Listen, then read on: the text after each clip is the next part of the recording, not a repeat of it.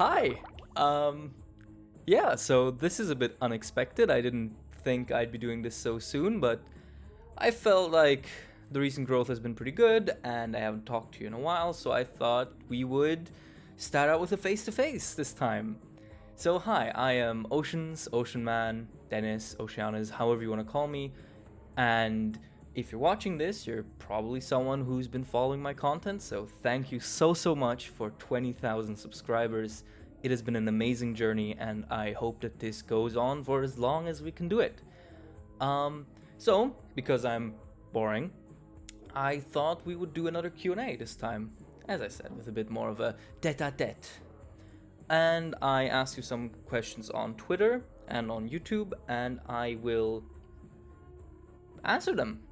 Now, before I get started, the actual setup I have here is horrid, because I found a camera in my cupboard over there, and it didn't work. So currently, what you're looking at from where you're looking at me is like 6 Harry Potter books and a couple Metal Gear Solid books and my phone filming. And because I don't have my phone, I can't check the questions on my phone, so here's my computer screen, so I'm sorry you'll see this side of my face a lot. Also, I'm sorry if I don't look into the camera, it's... back in acting class, we were told to never look into the camera, so doing it now is a bit awful, weird, terrible. Anyway, I think we should just get started. Let's get started with some questions on Twitter first. Nara asks, why are you so attractive? I don't know.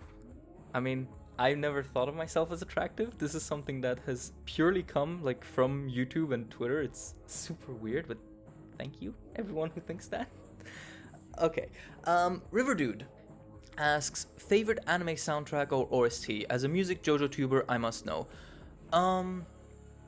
Whole OST, probably Attack on Titan, because Hiroyuki Sawano is just brilliant, absolutely fantastic. I also like most of Yuki Hayashi's work, obviously from My Hero Academia, though I haven't listened to what he's done on Haikyuu, because I haven't watched Haikyuu. Other than that, I can't really think of any... Okay, Yugo Kano on Jojo is also the obvious answer, because they are amazing.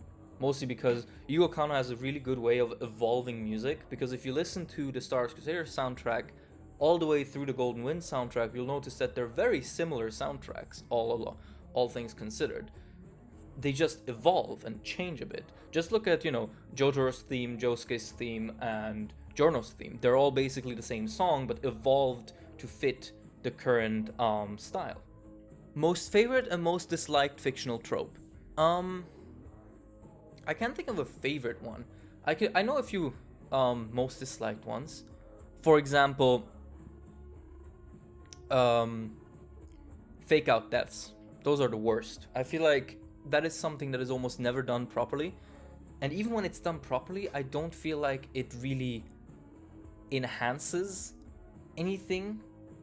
Like, I don't know. If you have any examples or you think a fake out death enhanced the story, tell me. Like, I feel like Eren Yeager's death from the first season of Attack on Titan is like okay, because it like the show kind of goes for that, where it like shocks you, but I mean it's still kind of pointless. I don't know, like for this I'd probably have to give a way more informed answer, so just right out the bat I can't really think of anything too specific. Favorite JoJo part and JoBro? Come on, you know the answer to that. My favorite part is part 5, my favorite JoJo is Giorno, and my favorite JoBro actually is not that obvious, because it's kind of a mix between Bucciarati, Mista, and Gyro. And also there is, with all discussion, is Mista the JoBro or is Bucciarati the JoBro, but whatever. I think they're all very good characters. Have you read Berserk, Monster, or Vagabond? If so, what's your favorite of them?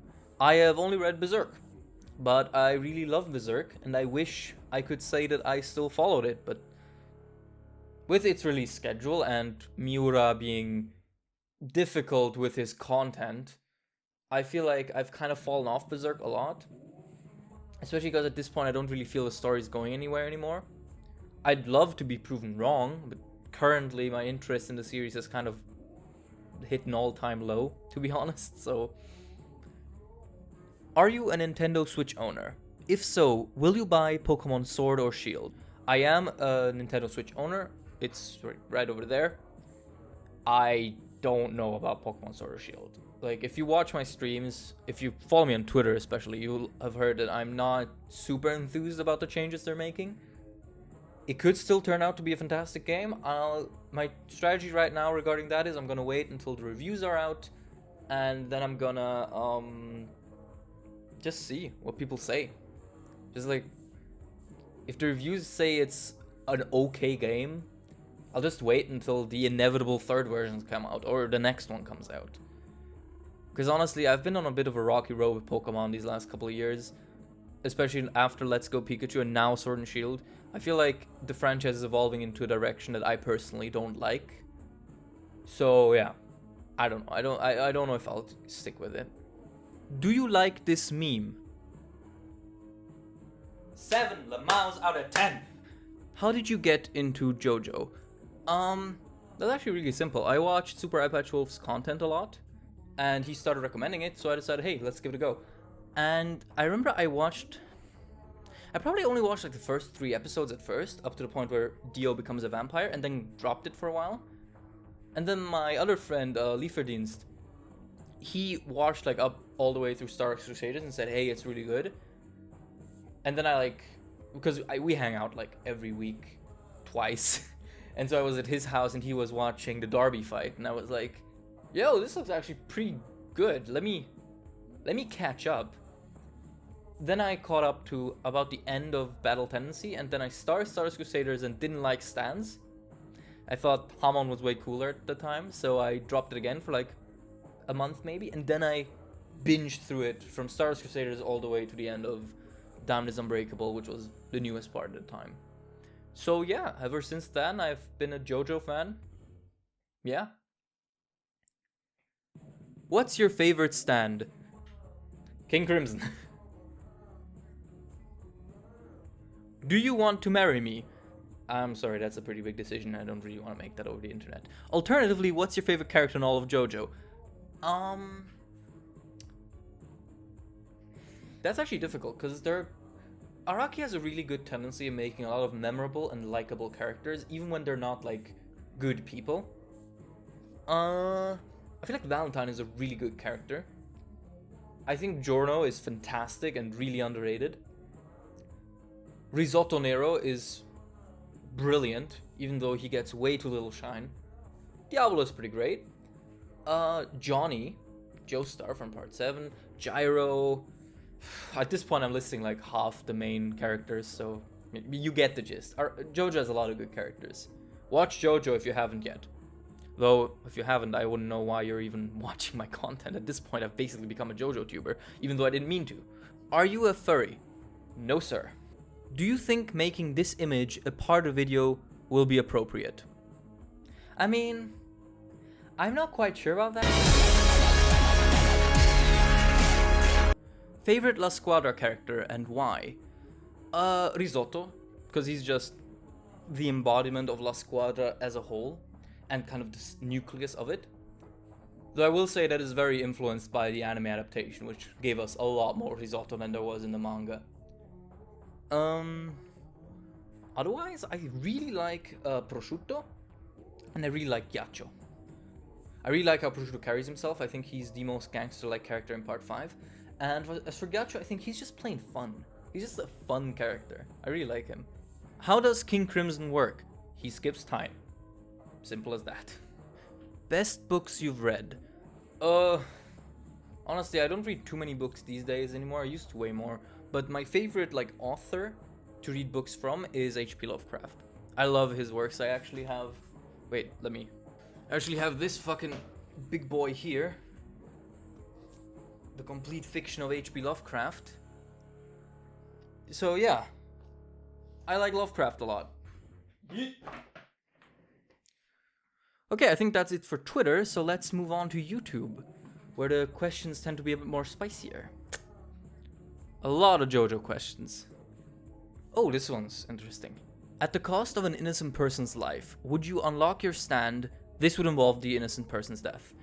No, I wouldn't, because an innocent life is absolutely priceless. You cannot weigh it up with magic time stop powers. What are your thoughts on Julian? Okay, so this is a question I actually get a lot, and the answer is always the same. I don't have any thoughts on it because I'm not caught up to it. The reason for that is because about a year ago, I tried catching up to it. I tried and I did catch up to it, and I read it monthly, and I realized I wasn't giving it a fair chance. The monthly chapters just weren't for me. I tend to forget things between chapters if the time is too long. So I decided, you know what? I'm not giving this a fair chance. I'm not being reasonable with my judgment of the series. I'm disliking it a lot more than I probably should, just because of this release schedule. So I decided, you know what? I'm gonna do the mature thing and just leave it for now and come back when, you know, we're endgame territory or the series is even over, so I can just read it properly and have a properly informed opinion on it. Because I don't want to, you know, read it in a manner that is that I personally dislike, and then have that personal dislike influence my opinion on the actual contents of the park, because release schedules and stuff like that are not technically part of the content, and I want to judge the content. Feelings on part skipping. It's a long discussion. Honestly, if you want to skip a part, I can't stop you. No one can. But I will say that if you skip parts, you really shouldn't try to be part of any meaningful conversation about the series, because you're missing context. You're missing a lot of stuff. Like, even if you skip just like part 2, which I would say is probably the most skippable one, you're already missing out on a lot of things about Hamon and Joseph's character.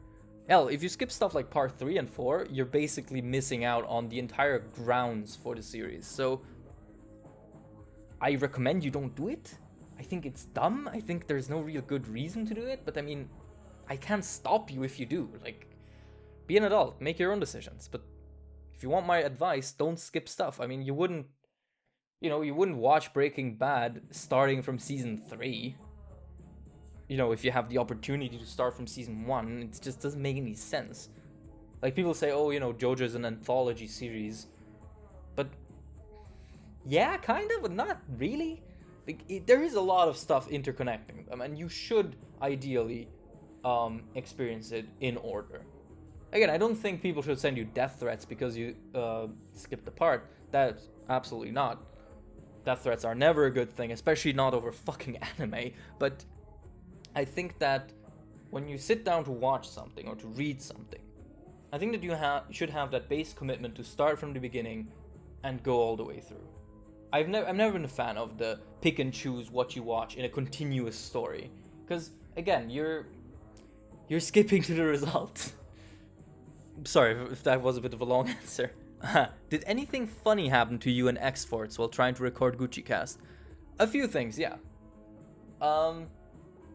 Probably the first thing was that when he asked me to join Gucci Cast, it was right after my King Crimson video. I was super nervous because I'd been watching X-Force for probably 2.5 years. He was like one of my main sources of Jojo content. So to have him ask me to come, first of all, talk to him, and then on a podcast was nerve-wracking. So I spent pretty much the entire day leading up to the evening where we would have the Gucci Cast just freaking out. And then he calls me up and I'm like, okay, let's be professional. Let's impress him. Let's be good. So we start the conversation, and the first thing that happens is he greets me with the loudest "Oi, bruv" I've ever heard in my life, and suddenly all my anxieties were gone. So that was a fun thing. Another one is some spicy behind-the-scenes knowledge on Gucci Cast. You know how X-Force always does the "hello and welcome to Gucci Cast"? Yeah, that doesn't work on the first take most of the time. And there was one time where he messed it up like 5-6 times in a row, and I just went, "Look, man, you want me to do the intro?" And he's like, "Yeah, you do it, go on." And I did, and it was a lot of fun. And there's a lot of like behind the scenes banter that you don't get to hear, because obviously we don't just call up and hit record and immediately start talking for the first time there. We tendentially like call up and then we chat for like an hour. So there's a lot of fun stuff you don't get to hear, but you know, that's for us to know and for you to find out, possibly. Do you see your YouTube channel as a full-time career you can pursue, or are you more interested in becoming a psychologist, writer, professional smart person? Well, first of all, to become a professional smart person, I would have to be smart in first place, which is... But, ideally, if life were perfect, I'd do YouTube full-time. It's my favorite thing to do that I've ever done in my life so far, and it fulfills me basically completely. And if I get the chance, I definitely do it. But realistically, that's just not gonna happen, not anytime soon, maybe not ever. Also because, for those of you who don't know, I live in Switzerland, where the cost of living is very high. So I would have to be massively successful before I can actually make a living off of anything. But yeah, I would definitely love to do YouTube full-time. I think that's like the end goal. Like the big thing that keeps me going. But, you know, realistically, I'll probably go into teaching or something like that. I don't know. Things are a bit wonky right now in terms of future, but we'll see. You know, a day only has 24 hours, a week only has 7 days, a year only has 52 weeks, and a life only has 80 years. So things work out. Things will work out. There is no direction to go other than forward. So we'll see. Oh, a My Hero Academia question. Those are rare. Are you going to do a video on MHA's villain arc? What's your favorite quirk? Who's your favorite villain in MHA? Okay. I'm probably going to do a video on My Villain Academia because it's a really interesting arc to delve into, and I think Horikoshi has really put in a lot of work to make sure that there's a lot of stuff to like chew into. There's a lot of meat in there. My favorite quirk, probably... Well, favorite quirk that has been shown is Endeavor's Hellfire. I just like fire-based abilities, they're cool. But if there's one element I like more, it's lightning. So in theory, Kaminari's is my favorite. But because he doesn't use it really well, because he basically doesn't exist, yeah, so I can't really put him on number one comfortably. But I really like Hellfire. I also like half hot, half cold. I just think that's a really interesting ability. I like Dobby's Blue Flames, so you can see I'm a very elemental guy. Oh, okay, this one's gonna be a spicy one. What are your opinions on the current arc of Black Clover? What do you think of magic as a power system, and what do you think the current big three of Shonen Jump are? Alright, Black Clover's Elf arc, which is actually concluded now, I think. I don't like it. If you follow me on Twitter, you know that this is the arc that made me drop Black Clover altogether. I think it, while an interesting approach, because obviously Tabata wanted to make something monumental for his, for the big finale of essentially the first saga of Black Clover, and I can appreciate that. It just didn't work out. Like, it extrapolated all the issues I had with Black Clover beforehand. Things as the pacing, as the incredible focus on action scenes over everything. Things like characters being essentially moved like chess pieces, not because they really need to be anywhere, but because they need a cool moment to justify character development. There's just a lot of things in that arc that were always present in Black Clover, but really got bad in the Elf arc. Also, I just didn't care for the whole arc in general, because it was just one big battle. I don't know, I didn't really like it too much. I kind of dipped back in just to see what the demon was all about, and that was even worse. So yeah, I'm not a fan of the current arc of Black Clover. I hope the next one is better, so maybe I'll, you know, get through it again, because I do think Black Clover does have potential. But I feel like Tabata is very... The thing with Tabata is that he has a lot of cool ideas. Like, he has a lot of very interesting things he wants to put into his manga.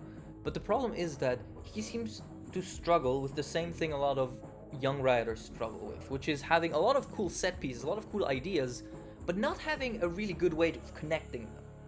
And Tabata's go-to way of connecting ideas is through combat, and the problem is that gets exhausting after a while, and I feel like that really came to light during this fight. I mean, by the end of it, even, you know, people like Gil on Twitter, who are big Black Clover fans, were saying like, come on, can this fight end already? We want something new, because at the end it just evolved into the demon just going ha ha ha, and Asta going, I am gonna beat you, you know. I think it has potential, but I don't think it's being used very well currently. That's my opinion on Black Clover in a nutshell. Magic as a power system is very, very limited. At least if we look at it as a power system in Battle Shonen. Because the thing in Battle Shonen is that obviously a power system will have to be geared towards combat. Even if it's not primarily focused on combat, combat will always be a big part of it because it's Battle Shonen. Because that's what I'm assuming this is about, since all my power system videos are about Battle Shonen. And the problem with that is that Battle Shonen power systems need a certain set of rules. They need a certain amount of limits, of definitions, and of rules. And that, rules, definitions, limits, is a complete antithesis to what magic in the literary sense is supposed to be. Magic is supposed to be magical, mysterious. And so you're immediately in this conflict where you need to explain your powers, but if you do that too much, you're taking away the magic out of it. And the solution a lot of authors find, which is not really a solution, is to kind of do both but half. And what ends up happening is it just feels like, oh, there are rules, but we'll break them whenever we want to. And it's kind of disappointing. It's kind of not the best thing to do. So I would advise, if anyone wants to like have certified Ocean Man advice, don't use magic as a power system. Use magic as an element of your world. Make the mystery of magic and the pursuit of magic an actual part of the narrative. Because that way you can still keep it mysterious and, undefined, but still have it in your story. Because I think magic being focused primarily on combat and on combat encounters like in shonen battle manga just doesn't work. At least I haven't seen an example of it working well. Though people say magi, does it really well? So I might read or watch that depending on how many people convince me. But we'll see. What do you think the current big three of Shonen Jump are? Nobody. The big three don't exist anymore. The big three was a very specific term given to Bleach, Naruto, and One Piece. And it was a Western specific term because those three shows essentially established anime and manga as an actual medium in the West. They spread the agenda all throughout the globe, especially on the Western side, especially in America, and therefore became known as the big three. That doesn't exist anymore because anime and manga are so accepted worldwide that it doesn't really need to. And, arbitrarily calling something the big three just because they're the most popular thing is also not really worth it because that constantly changes. Like, the only constant is that One Piece is at the top because it's fucking One Piece. Like, you cannot topple that legacy at this point. Unless, something absolutely miraculous happens. If you want to know what the current, big three most popular Jump titles are, obviously, as I said, it changes a lot, but the most consistent one is that you have One Piece, My Hero Academia, and Haikyuu. And Haikyuu and My Hero Academia switch all the time. So, I suppose that's an answer, but still, it's not quite the big three. The big three are over. We need to stop calling things the big three. Because it's just, that era is done. Anime has permeated the West. We don't need a big three anymore. So, yeah. Why are you called Oceans when it's pronounced Oceans? Urei. Okay. The lore behind my name is actually that my real name is Dennis, written with an I and a Z at the end, which is Turkish for ocean or sea. So, at the beginning I thought, okay, let me put Ocean and Dennis together and call myself Oceaniz. And that was, for a long while, that was how I pronounced it. Now, I hoped other people would pronounce it. Problem is, once I got noticed by some bigger people like Orphe on Twitter or X-Forts here on YouTube, they started calling me Oceans, because I suppose that was just easier. And obviously because my biggest audiences came from them, and from having found me through them, I just kind of became Oceans instead of Oceanus, and honestly I don't mind. It's just a name. You can call me whatever you want. Some people consistently call me Ocean Man, which I think is hilarious. Yeah, no, call me however you like it. I don't really mind either way. Since the Part 5 anime finished, and you've had a lot of time to look at the openings for Part 5, rank the Jojo opening, including variations, according to your preference. Okay, I don't think I'm gonna do variations because I don't remember all of them, but... Okay. Number 1, Trader's Requiem. Love everything about that. The visuals are pretty simple, but I think they work. The song is awesome, and I think they did a really good job at integrating both Diavolo and Gold Experience Requiem's powers into that opening. So I am definitely all hyped for that. Second, I'd say probably Great Days, because that's also one that I think they really capitalized on really well, and it's just a banger song. 3 is Fighting Gold, because even though the visuals are very simple, I think they crammed in a lot of symbolism and references. And I just love the whole like James Bondian feel it has. Like, you know, it just feels like the start to some fucking agent journey. And even though that's not what it is at the end, I still think it's a really cool song. And obviously the visuals, while simple, I think are very nice and evocative. Next one will be probably Crazy Noisy Bizarre Town, which is again a very simple song, but I just like the sound of it. And the opening is fine. Like, I do like the EDM version a lot. Then we get to, I think, Stand Proud, honestly, which is weird because I hated Stand Proud for a long time, but then I rewatched it. I rewatched part 3 with my girlfriend recently, and I really fell in love with that song again.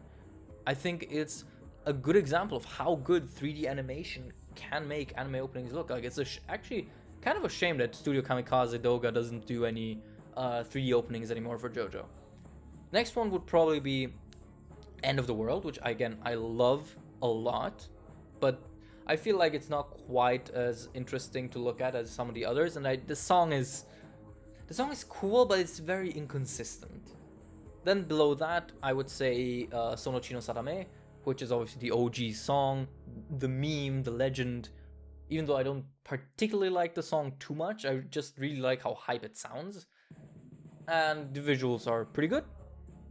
Then under it we have Bloody Stream, which is just nothing. Just, you know, fun song, fun visuals, but I personally don't really care too much for it.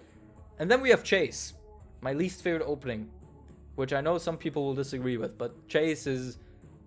I don't like the song. The visuals are pretty cool, but honestly my dislike for the song is hard enough to really negate that, so hate me in the comments, see if I care. I do care, please, don't be too mean. So are you excited for Stone Ocean? Yes I am.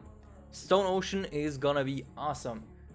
I know, you know, Stone Ocean is the stereotypically hated part, but I genuinely think Stone Ocean will become very popular once the part actually gets animated, because part 5 was also kind of disliked by a lot of people. I remember there were, you know, threads upon threads on why part 5 is filler. But I hope that in the same way as part 5 gained a lot of popularity once the anime came out and people actually understood what was happening, because most people don't read the manga and just follow whatever their chieftain says in the opinions. But I really hope that part 6 will get that same boost, because I think part 6 genuinely has some really good stuff in it.